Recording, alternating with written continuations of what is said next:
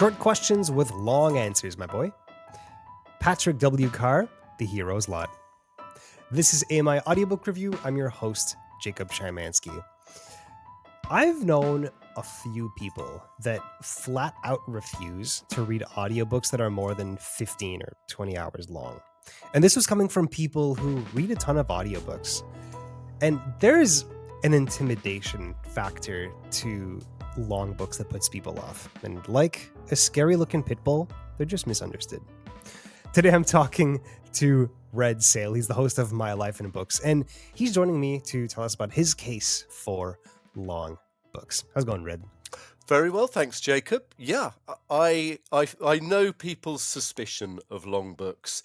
My American friend Tom always says that a long book can be like a literary Vietnam. You get involved with all the best intentions, and then 10 years later, you're still plowing through. And you never know when the ending's going to come, and thousands of people die. Well, It's not that long of a book. Well, but- War and Peace, definitely. It certainly can be. But Well, the whole thing that started off this conversation was a conversation you had on your show, My Life in Books, which is another show on AMI Audio.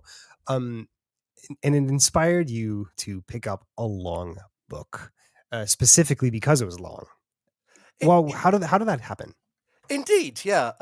So my guest this Monday is David Bergen, who's one of Canada's leading literary lights. I think every novel he's written has been longlisted or shortlisted or won a major literary award. And his latest book, Away from the Dead, was longlisted for the Giller Prize, and it is an homage to those great long Russian novels like War and Peace and Anna Karenina. And actually, it references a lot of them, the novels of Pushkin and Dostoevsky and Gogol, but it is blessedly short at, I think, just under 8 hours. But just reading the book and talking to him made me realize that there is a massive gap in my literary knowledge that, other than the bit of Chekhov that I've seen at theatre, I don't think I had any Russian literature under my belt at all.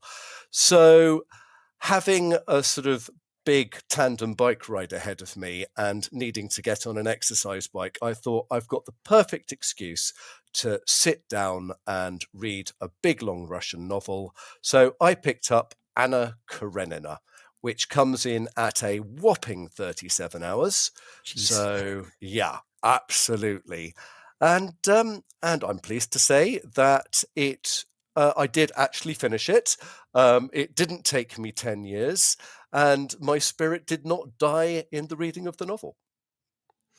I read Fountainhead by Ayn Rand, which is a 36-hour book, and I did die while reading that one.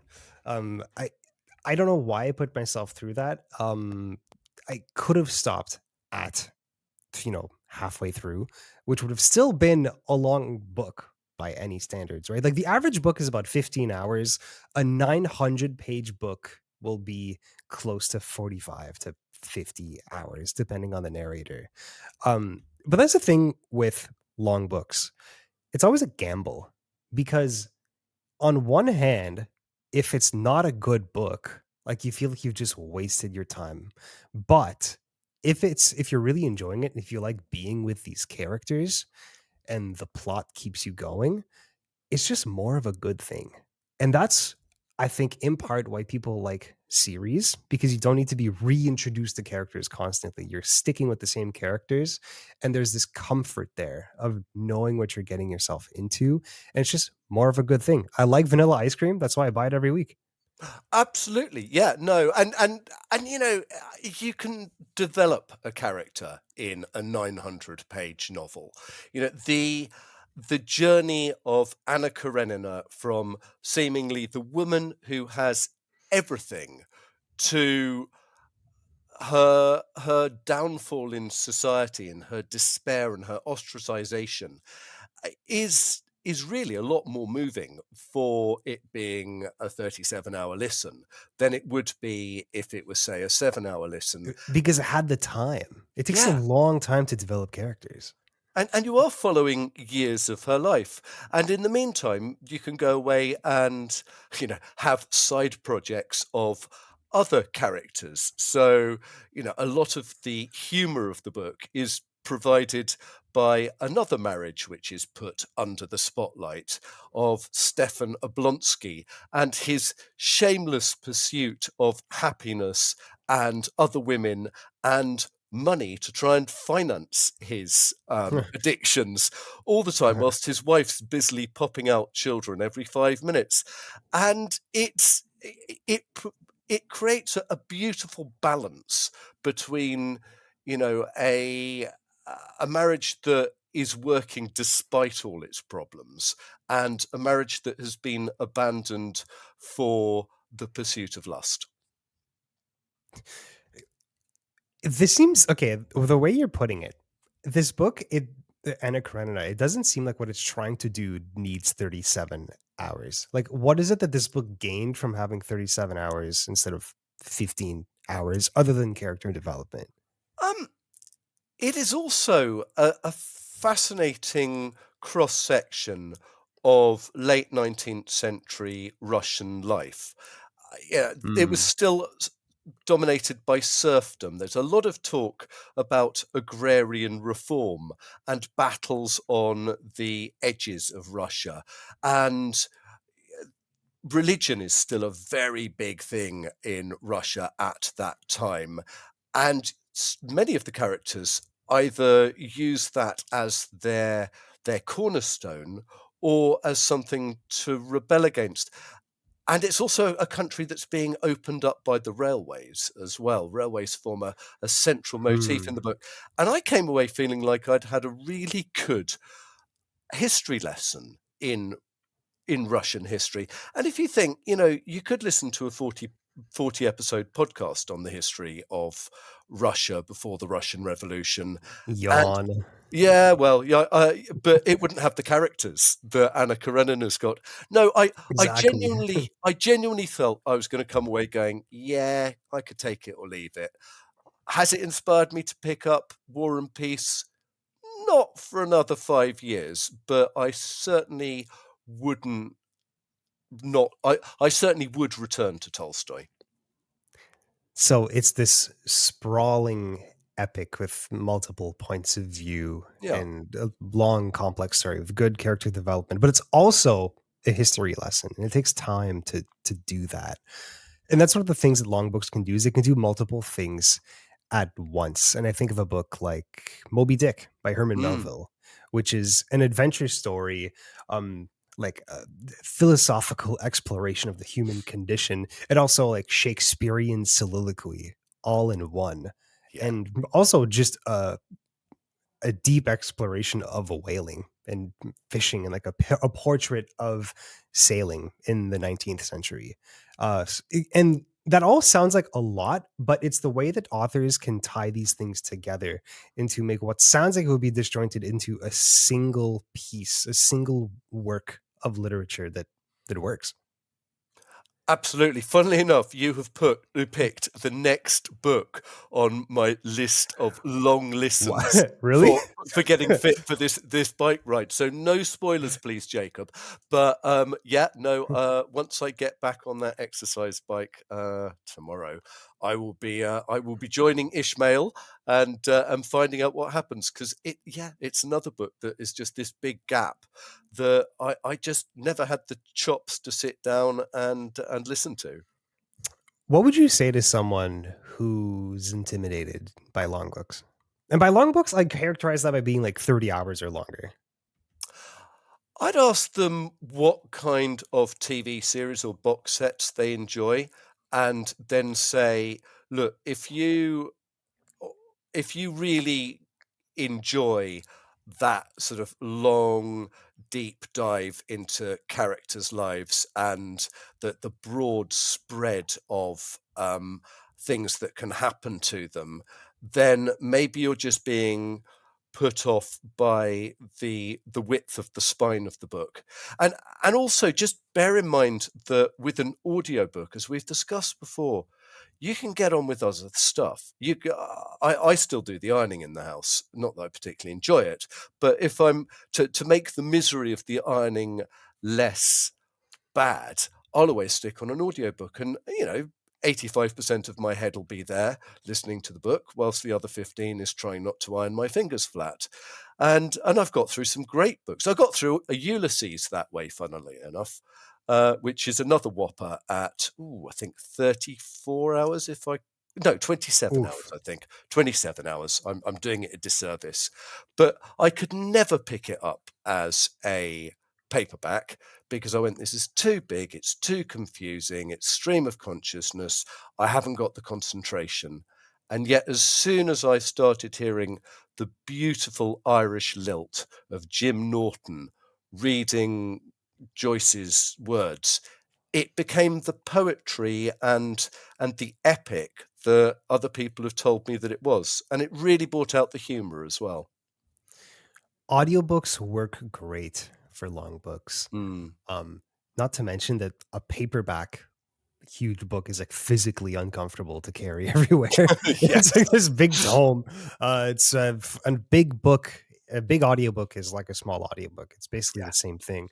Um, I want to talk about pacing though, because this Mm. is one of those things that I think a lot of people have Yeah. misconceptions of a long book. They're like, oh, a long book, that means it must be slow.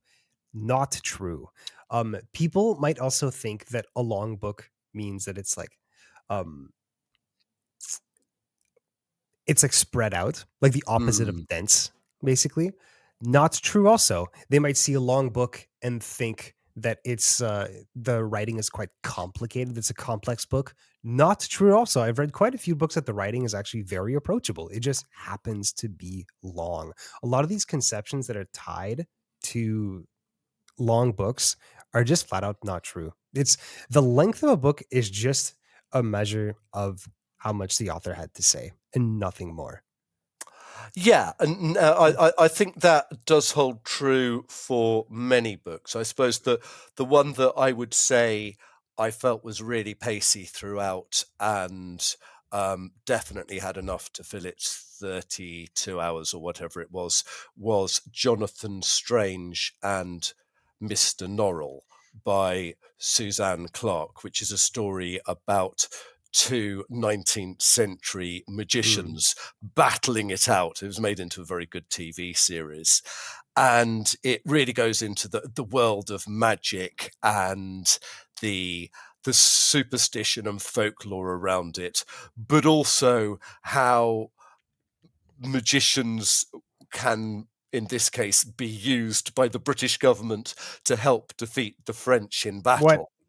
I know. Using magic or like Yeah, plot scenes? using magic. What? I mean, it's a Okay. fascinating book. Yeah, it's hokum in many ways, but if you like a bit of fantasy with a lot of sort of Napoleonic history to it, it is a beautifully paced book. And as I say, for something that's sort of 900 pages long or whatever, there doesn't feel like an ounce of fat on it at all. It's a great holiday read if you've got a nice long holiday book. What's the name of that book again? Jonathan Strange and Mr. Norrell, they're the two magicians, and the author is Susanna Clarke. And so you said this was a 900-page book. That must be over 30 hours. Um, but it also had good pacing. You Yeah, said superb pacing, but I hear a lot of reviewers say that a book had good pacing, but it's kind of hard to quantify that because what is good pacing? Is it pacing that's consistent? yeah. And I will give you my Mm. example of a book that I thought had lousy pacing, and it actually rather wrecked it for me. Hmm. Goldfinch by Donna Tartt. And there'll be people screaming at me now, going, "No, it's a great book," because it won the Pulitzer Prize in 2014 or whatever. But actually, there is an virtually unbearable section in the middle where the teenage hero is in just on the borders of the Las Vegas desert in a house getting consistently stoned with his friend night after night after night after night. And, I'm a pretty broad-minded guy. I'm quite used to reading a lot, about drug abuse in books, but quite frankly, this just went on for chapters and chapters and chapters. I virtually threw the book out of the window. Um, and then suddenly it got really pacey, and you had gangsters and art theft and so on and so forth. And it was after a very pacey beginning, and it just felt as though the author had got lost in writing about psychedelic experiences and the wonders of the Las Vegas sky. I don't care. Just get on with the plot. I tend to disagree with the idea that good good pacing is meant to be consistent. Like if you Mm, compare pacing to like the speed of a car, if you're going mm, 50 kilometers per hour, um you want to stay at that speed. I feel like when pacing is done well, it actually kind of varies a little bit. Because if it's always staying at the same speed, you kind of get numb and you'll doze off a little bit. Whereas if you're in a slow section and then suddenly things pick up, it kind of like makes you wake up a little bit. You're like, oh, well, I wasn't expecting that to happen. Oh my goodness, what's going on here? The difference is, I think some authors are better at writing certain paces than others. Some authors excel at these slower, more cerebral passages that take their time, and others, thinking like authors like Dan Brown, mm, they mm. write very fast paced, and it's awesome. The Da Vinci Code is unironically an amazing book because the plot is so propulsive.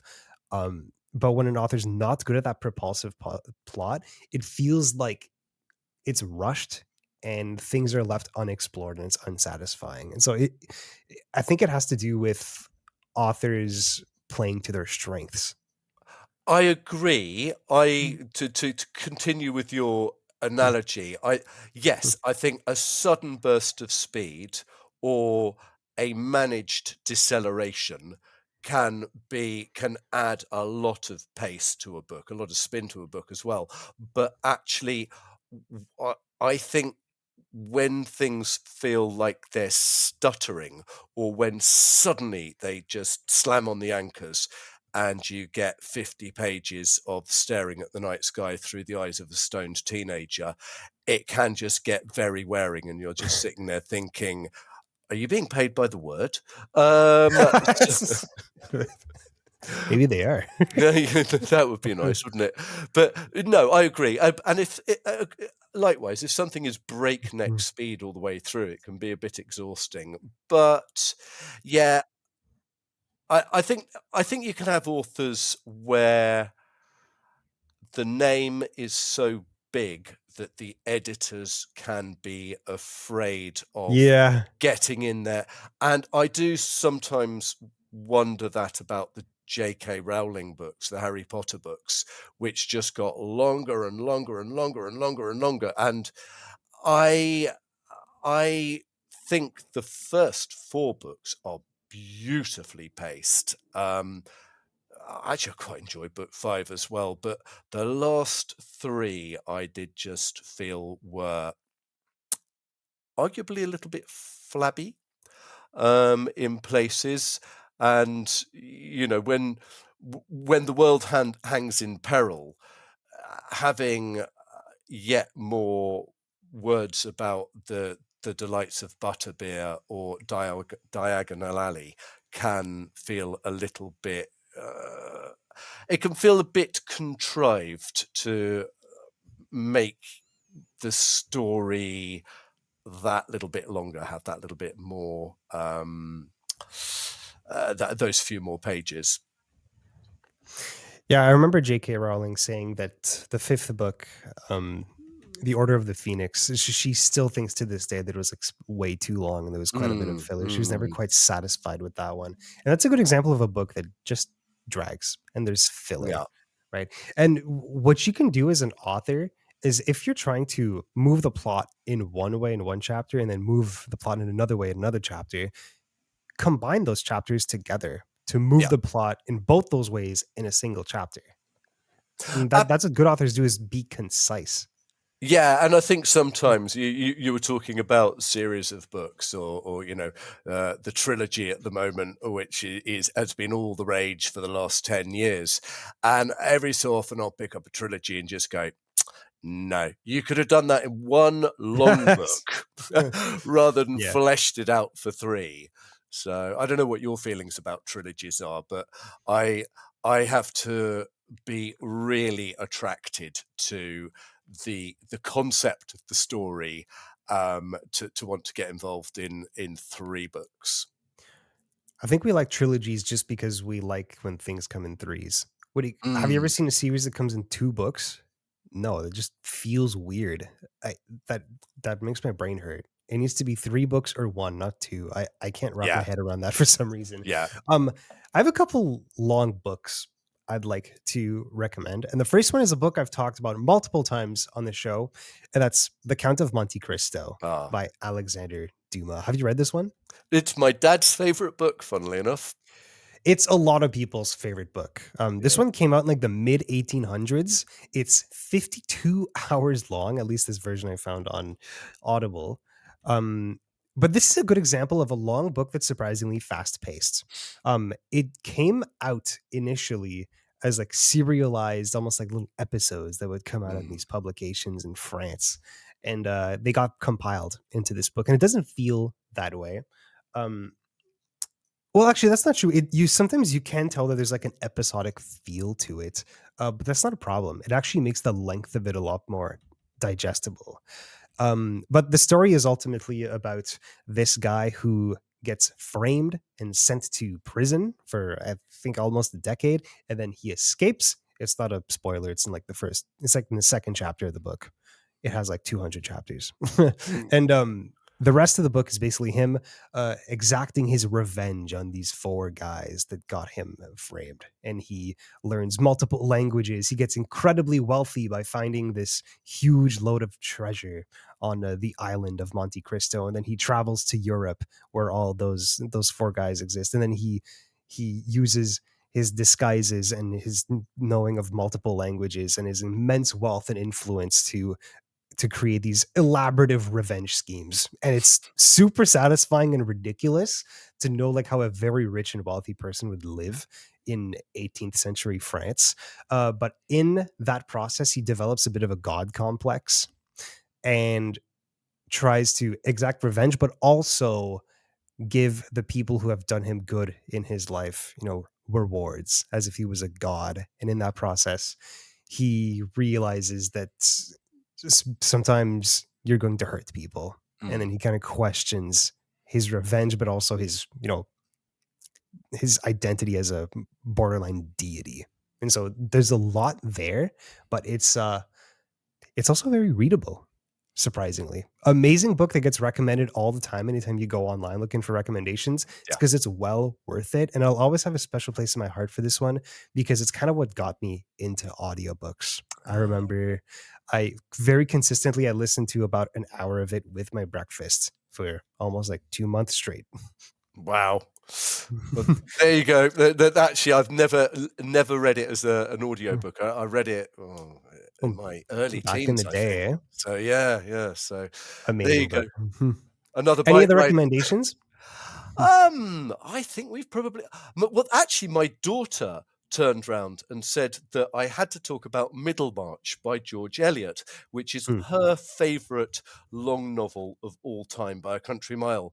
And I very shamefacedly had to say I've never read it. So that apparently is one of the best long reads you could ever want. So so I will come back and report, but it might not be for some time. I think it's more important for your daughter that you read that one than it is for this show. You got to keep her happy. um, I'd like to give you another recommendation. I don't know how much of a fantasy fan you are, Red, but I know a decent amount of people that listen to the show are. The Farseer series, sorry, the Farseer trilogy All by right. Robin Hobb. Robin Hobb is easily in one of my easily in my top 3 authors. This book is very much about the journey, not the destination. Its plot is fairly slow. It's very slow. It's a slow-paced book, but her writing very much carries it. She writes absolutely beautifully and really puts you in space. You just get this sense of like this dirty, dingy keep in this castle in this kind of backwards fantasy world that's dirty and uninviting, um, but still has like very like lovable characters and some very human, relatable dialogue that really brings you in. And there are long dialogue sections that don't really push the plot forward, but are so entertaining. Um, One of those books that might be challenging for people who want a propulsive plot, but character development in this one is second to none. Character development is one of those things that we've brought up quite a bit, Mm, but mm, it's because as a reader, and I don't know about you, Red, it's one of the most satisfying things to yeah. see a character that you've known change for the better Mm. or for worse, because we can relate it to things that happen in our own lives. Everybody changes throughout their life, and it's like one of the most accurate ways to represent the real world and make us reflect on ourselves. And when you see that character development in a book, it makes you think about how you've changed as well. I agree, and actually, yeah, if my final recommendation, it's a very quick one because I know we're a bit short of time. Great Circle by Maggie Shipstead, which is a novel about the early days of flying, Cool. women volunteering to fly in the Second World War in the UK, and a film about an early female flyer, um, which is being made in Hollywood, roundabout now. And it's a fantastic book because, yeah, it's exactly that. You get to see the characters change. And again, you've just got great history. Read a long audiobook can go upwards of like 50 hours. I saw a version of the Bible that was 103 hours, in case you have time for that. But we only have 28 minutes on these shows, so I gotta let you go. We'll talk again in 2 weeks, eh? Can't wait, Jacob. Thanks ever so much for having me on the show. Of course. Thank you so much for making time. That was Red Széll. He's the host of My Life in Books on AMI Audio. You can also find that one as a podcast wherever you listen to them. That's all the time we have for this episode of AMI Audiobook Review. The show airs weekends at 1 p.m. Eastern on AMI Audio and repeats every 6 hours, but we're also making ourselves easy to find. We're on all the big podcast platforms, and that includes YouTube. You can leave us your feedback at AMI Audiobook Review at ami.ca. And you can also follow us on Instagram at AMI Audiobook Review. I'm Jacob Szymanski. Have a good one.